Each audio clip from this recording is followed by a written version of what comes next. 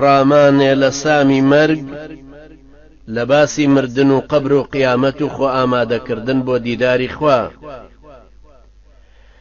محەممەدی کوڕی واسع ڕەحمەتی خوای لێبێ کە پێی ئەوترا زەین القوڕا یعنی جوانی قورئان خوێنەکان ساڵی 123 هیجری کۆچی دوایی کردووە و مامۆستای سوفیانی ثەوری و حەمادی کوڕی سەلەمەیە کە ئەویش مامۆستای ئیمامی بوخاریە.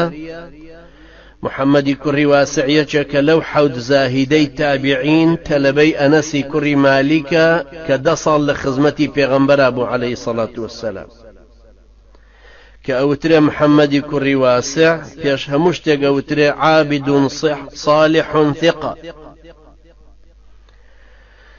سولەیمانی تەیمیە فەرمێ حەز ناکەم نامەی ئەعمالم وەکو کەس بێ غەیری محەممەدی کوڕی واسع.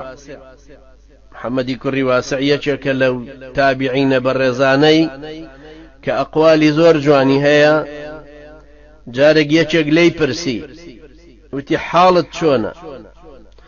وتی أصبحت قريبا أجلي بعيدا أملي سيئا عملي ما ظنكم برجل يقطع إلى الآخرة كل يوم مرحلة. وتی ئەبێ حاڵم چی بێ؟ ئەجەلم نزیک بۆتەوە، هیوا و ئومێدم دوور کەوتۆتەوە، کردەوەکانم هەمووی بەدن. گومانتان بە کابرایەک چییە کە هەر ڕۆژێک قۆناغێک نزیکتری ڕۆژی ئاخیرەتی ئەبێتەوە؟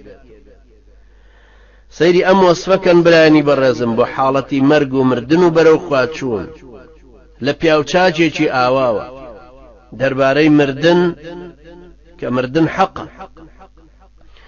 مردن شتێک نییە کەس نەیزانێت چییە، لە هەمان کاتیشە هیچ کەسێک نازانێت چییە.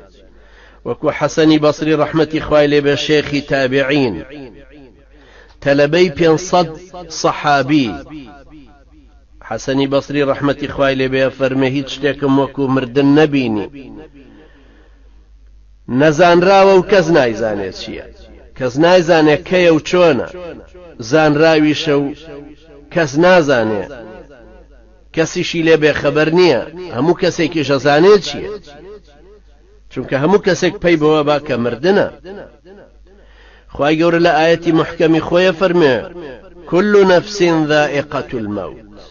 هەرچی شتێک کە خاوەن نەفسە مەرگە چێژێ، ئەوەی گەورەیە ئەوەی بچووکە، ئەوەی دەسەڵاتدارە ئەوەی بێدەسەڵاتە،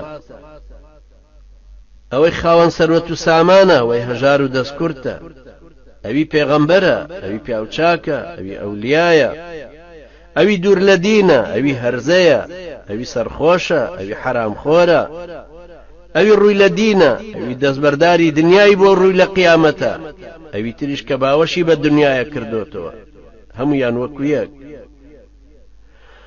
ئەوی دکتۆرە و نەخۆش چاگەکاتەوە، ئەوی نەخۆشە و کەوتۆتە بەردەستی دکتۆر، هەمویان وەکو یەک هەرە ڕۆن و ئەمرن. ئازا ئەو کەسەیە کە گەردنی سووکە لە کۆتی گوناحەکانی، ئازا ئەو کەسەیە کە ڕەنجی زۆر بدا بۆ ئەوەی بەرەو خوای پەروەردگار کە ئەڕوا بە ڕسووری بیگاتێ، بۆ ئەوی کەمتر پەشیمان بێتەوە،